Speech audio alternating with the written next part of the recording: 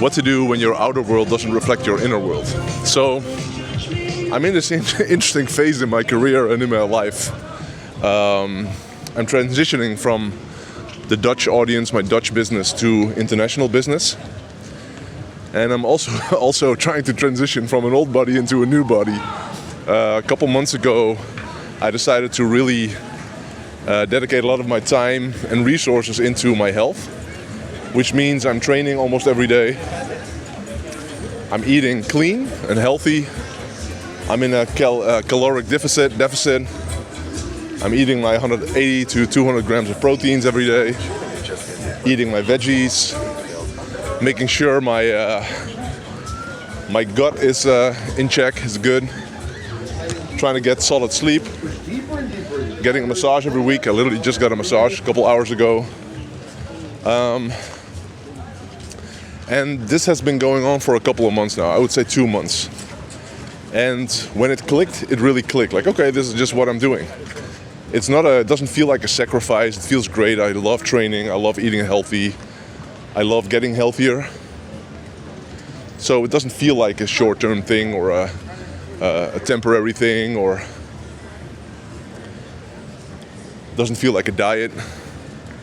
However, I'm not really losing a lot of weight, and which is not really a problem. Like, it takes time, and I have a lot of patience, and that's okay. However, it's a bit weird, especially now with recording all of these videos, because I've been like really focused on eating healthy, working out a lot, all the things that, you know, a healthy person does. My identity is one of a healthy person. And again, I don't feel like I'm dieting, or it's not that energy. It's just like, oh yeah, I'm a healthy person. However, my outer world, as in like my current weight, doesn't reflect how I feel. I feel healthy, I feel lean.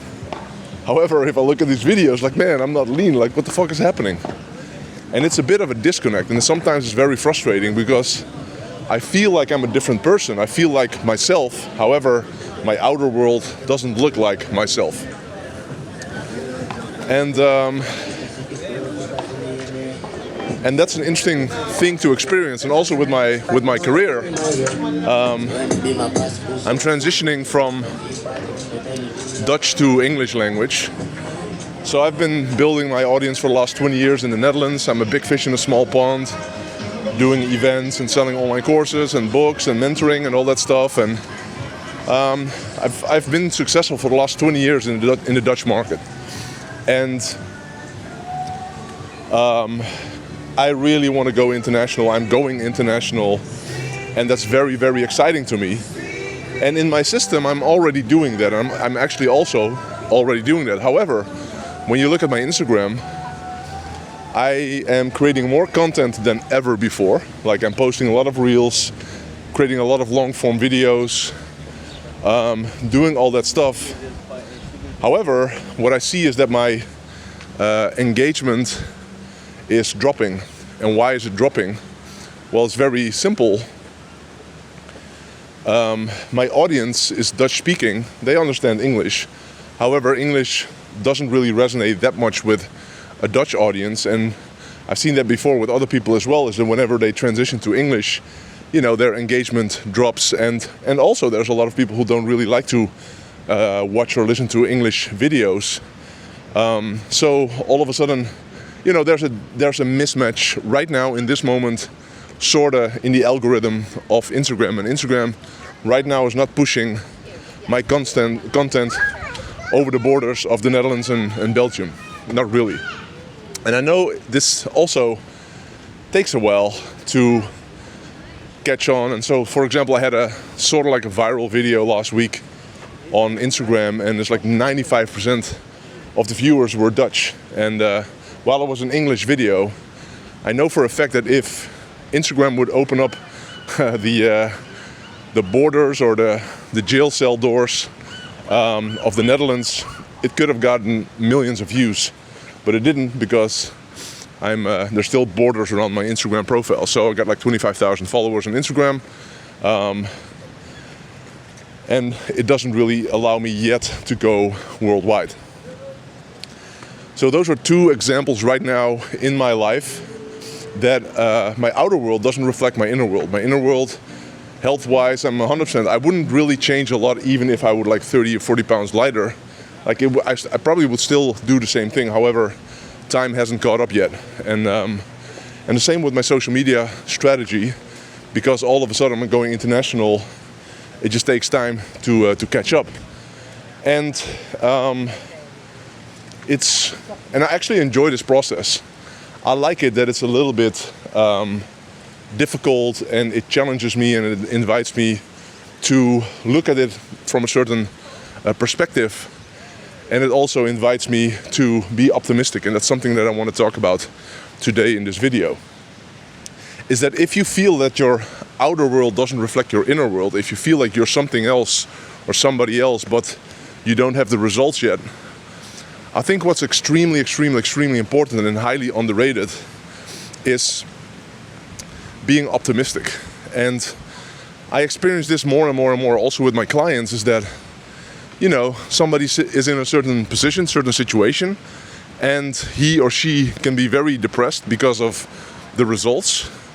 And then somebody else can be in exactly the same situation, and he or she is super excited. Exactly the same results. Who do you think is going to win? Is the person who is excited about what's available and what can happen? Is that person going to win, or is the person who's depressed and looking at proof that it's not working, is he or she going to win? Of course they're not going to win. And so whenever you feel like your outer world doesn't reflect your inner world, I think we should up our game when it comes to our excitement, when it comes to us being enthusiastic about whatever is available for us.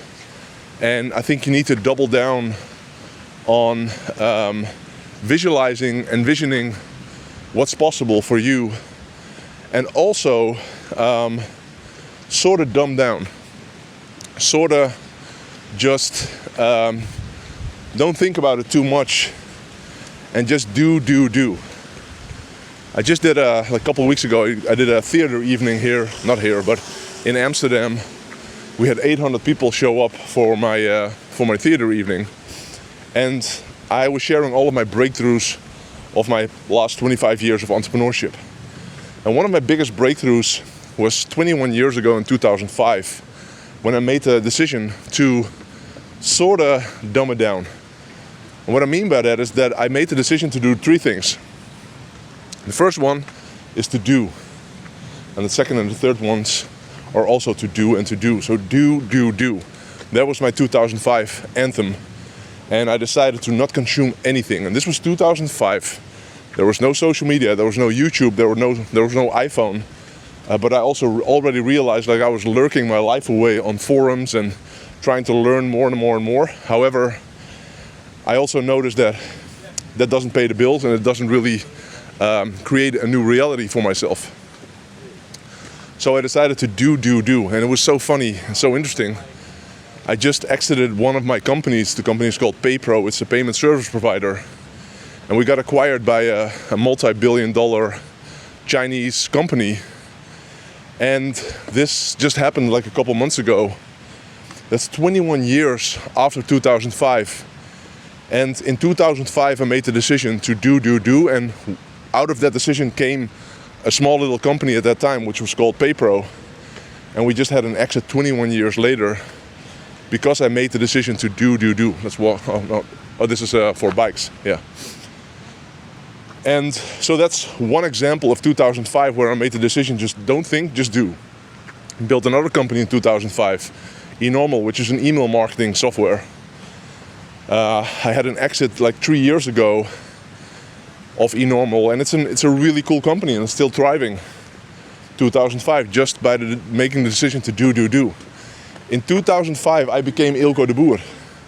I became the person that was actually sharing his ideas, and I started to write ebooks. I was the second person in the Netherlands who was selling ebooks. I was the first person who was selling online courses. I started doing seminars, all of that stuff. I never really wanted to do this. It was never on my goal list. It just happened because I was just doing. And I've had years where I was doing a lot of stuff. Don't overthink it, just do it. And I've also had a lot of years where I was overthinking and maybe over-strategizing and not really having the results that I wanted to have. And in those years where I was overthinking and over-strategizing, my outer world didn't reflect my inner world. My inner world was excited, was thinking, was scheming, all that stuff. But my outer world, nothing really happened.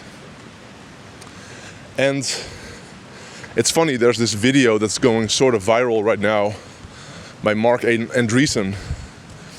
And he talks about that he doesn't do any introspection. So he doesn't overthink, he doesn't